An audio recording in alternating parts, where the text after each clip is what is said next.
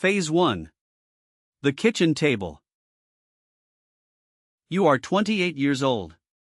The year is 2010, and you are sitting in your apartment, thinking about your life and your future. Daniel has been your best friend since you were both 9 years old. You have shared everything together, from childhood games to adult dreams. For the past 8 months, Daniel has been talking constantly about a new business idea that he is incredibly passionate about. The idea is to open a cozy, local coffee shop right in the neighborhood where you both grew up together. Daniel believes this is the perfect location. He says it is the obvious play, a guaranteed success for the community. On a cool Wednesday evening in October, Daniel comes over to your apartment, looking more serious and prepared than usual. He places the binder on the kitchen table. It contains all his research, plans, and financial projections for the coffee shop. Inside the binder, there is a fully drafted lease agreement for the commercial space he has selected. There is also a detailed build-out estimate, showing exactly how much it will cost to renovate the space and install the equipment. And finally, there is a clear, one-page profit projection, outlining the expected revenue and expenses over the next few years. The projection confidently states that by year 2, the coffee shop will clear a net profit of $90,000. Daniel looks at you and explains his financial situation. He says he needs $40,000 more to make this dream a reality. He explains that the bank has agreed to give him $20,000, and the Small Business Administration has approved another $25,000. But he is still $30,000 short on the build-out costs, and $10,000 short on the initial inventory. You open your banking app and look at your savings account. You have exactly $44,000 saved up. You are 28. You have a stable job, low living expenses, and no major financial obligations that you cannot easily cover. You ask Daniel what the terms of the loan would be, wanting to understand how he plans to structure the repayment. Daniel smiles and says, "Whatever you want. 8% interest, 5 years repayment, whatever feels fair to you." You do not write the terms down. You do not draft a formal contract or a promissory note. You trust him completely. You shake Daniel's hand across the kitchen table, sealing the agreement with a simple, friendly handshake. You pull out your checkbook and write Daniel a check for $40,000, nearly your entire life savings. Daniel is overwhelmed with gratitude. He steps forward and gives you a tight, emotional hug. He does not say thank you in a formal way. Instead, he looks you in the eye and says, "We are going to do this together." You sleep incredibly well that night, with the deep, satisfying peace that comes from knowing you have done a truly good thing for a friend. Lucas is a close friend of your father. He is 55 years old and has worked in high-level finance for over 30 years. You meet Lucas for lunch the following month. During your conversation, you proudly tell him about the $40,000 loan you gave to Daniel. He finishes chewing his sandwich, sets it down on his plate, and asks you one simple, direct question. Lucas asks, "Did you write down the terms of the agreement? Do you have a signed contract?" You smile and say, "No, of course not. We are best friends. We don't need a piece of paper to trust each other."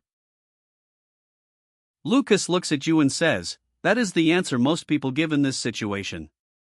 It is a very common response. He continues, "It is also the exact answer that, in 3 years, becomes the primary reason the friendship completely ends." You laugh it off, thinking Lucas is just being a cynical, cold-hearted finance guy who doesn't understand true friendship. You tell Lucas that Daniel is practically family to you, and that their bond is much stronger than any financial transaction.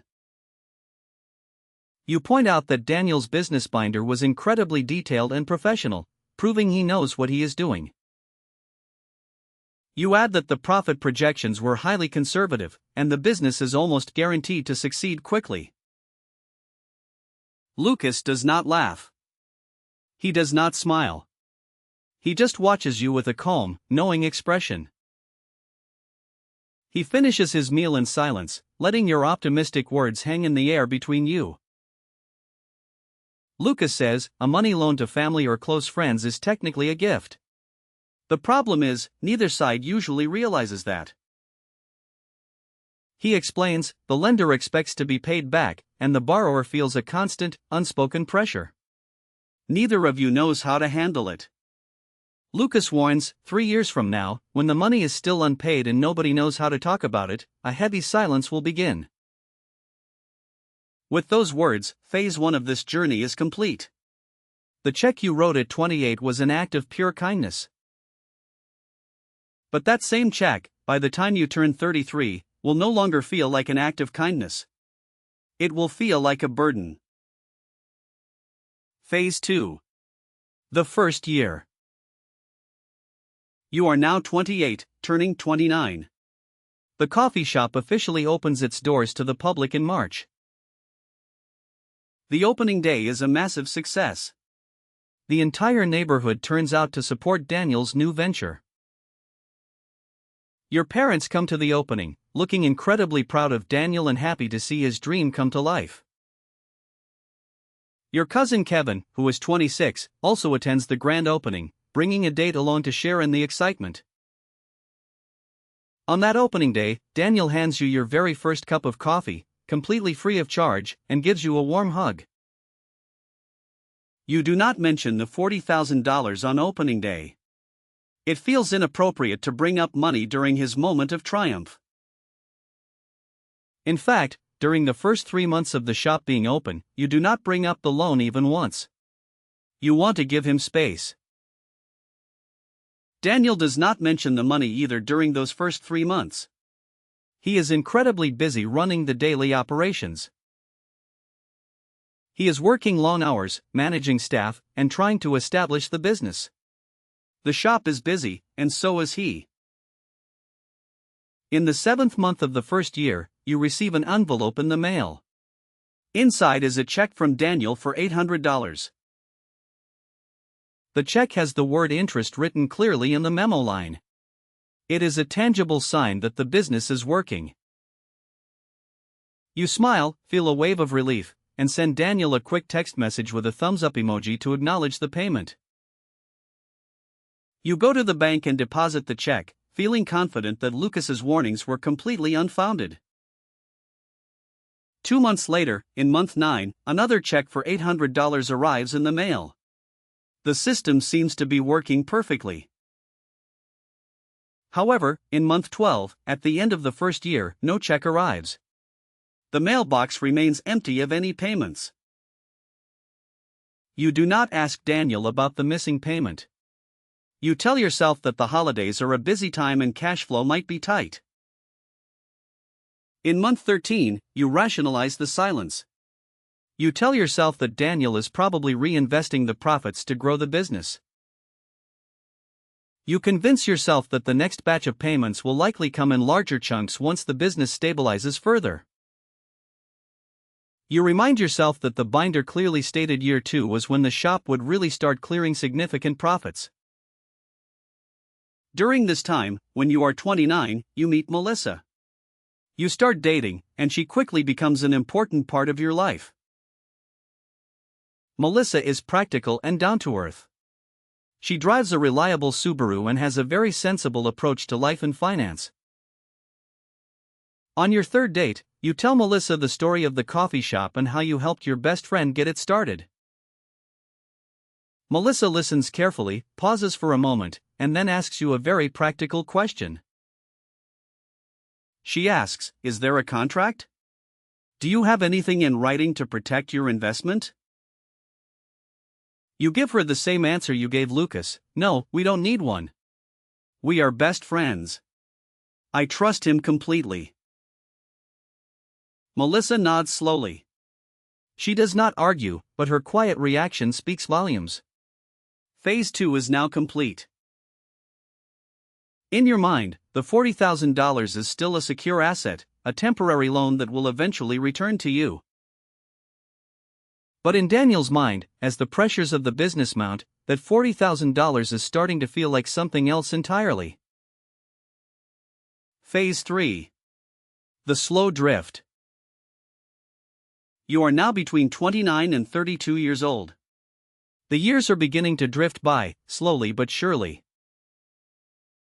Year 2 arrives, and according to the reports, the coffee shop is technically just breaking even, not making the projected profits. During this second year, Daniel is forced to take no salary from the business just to keep the doors open.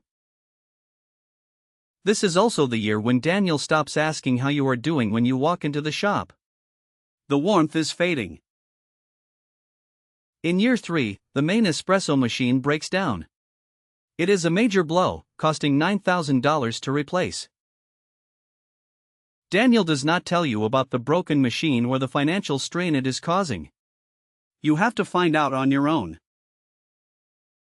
You find out at a summer barbecue in August, when Daniel's brother casually mentions the expensive replacement. When you try to ask Daniel about it, he quickly changes the subject and walks away, clearly uncomfortable discussing it. In year 3, month 4, you decide to reach out. You send Daniel a friendly text message, trying to connect. The text is simple and casual. Hey, do you want to grab dinner this week? Let's catch up. Daniel does not respond for 2 full days. The silence from your best friend is deafening and hurtful. When he finally replies, the message is incredibly brief and dismissive. Crazy week. Rain check? That rain check ends up lasting for 11 months. You do not see or speak to each other during that entire time. One evening, as you sit together at home, Melissa gently brings up the subject of the unpaid loan again. She asks you gently, do you ever think about asking Daniel for the $40,000 back? You look down and admit, I think about it almost every single week. But then, I decide not to ask. Melissa looks at you, genuinely wanting to understand your perspective, and asks, why? Why not ask? You explain, because if I ask, then our friendship is officially about the money. Right now, it is still about the friendship. Melissa looks at you with deep empathy but speaks the hard truth. I think the money already made it about the money. She adds, you just haven't allowed yourself to fully realize and accept that reality yet. You do not sleep well that night. Her words echo in your mind, challenging your illusions about the friendship. With that realization, phase 3 comes to an end. The friendship is technically still alive, but it is on life support. It is getting quieter and more distant, fading away in the shadow of the unspoken $40,000 debt. Phase 4. The wedding. You are now 33 years old. You receive an invitation to Daniel's upcoming wedding, scheduled for June. The invitation arrives 6 months before the wedding, but Daniel has not asked you to be his best man. When you were 19, you had both promised that you would be each other's best man when the day came. Daniel had looked you in the eye by a bonfire in the summer of 2001 and made that solemn promise. The formal save-the-date card arrives in February, confirming the date but offering no role for you. The card is beautiful, but it contains no mention of your name or any special role in the ceremony. You check the wedding website and look at the list of the wedding party. Your name is completely absent from the list. You drive to the wedding with Melissa. You are seated in the 7th row from the back, far from the action. You watch from the back as Daniel marries a woman named Sarah, whom you barely know. You suddenly realize that Sarah is the woman who, in year 4, started managing the financial books for the coffee shop. The reception is absolutely beautiful, filled with laughter, music, and celebration, but you feel like a stranger. The best man toast is given by a college roommate of Daniel's named Andrew, whom you have never met before. Andrew tells funny stories about Daniel that you don't know. You laugh politely in the right places, feeling hollow. Later in the evening, Daniel finds you standing near the bar. He steps forward and gives you a brief, friendly hug. He looks at you and says, "Man, thank you so much for being here tonight. It means a lot to me." He does not mention the $40,000. He does not mention the childhood promise. The conversation remains strictly superficial. You smile back and say, "Of course, Daniel. I wouldn't miss it for the world." You let him go back to his guests. You drive home with Melissa in silence at midnight. The city lights pass by outside the car windows. You look at the road ahead and say quietly, "I think our friendship is officially over, Melissa." Melissa looks at you with a gentle, understanding expression and replies softly, "Yes, I think it is too." With that quiet conversation, Phase 4 is complete. The silence at the wedding was the final, unspoken eulogy for your friendship. Phase 5. The math reveals itself. You are now between 33 and 38 years old. 5 long years pass in complete silence. During these 5 years, you do not send a single text to Daniel. He does not send a single text to you.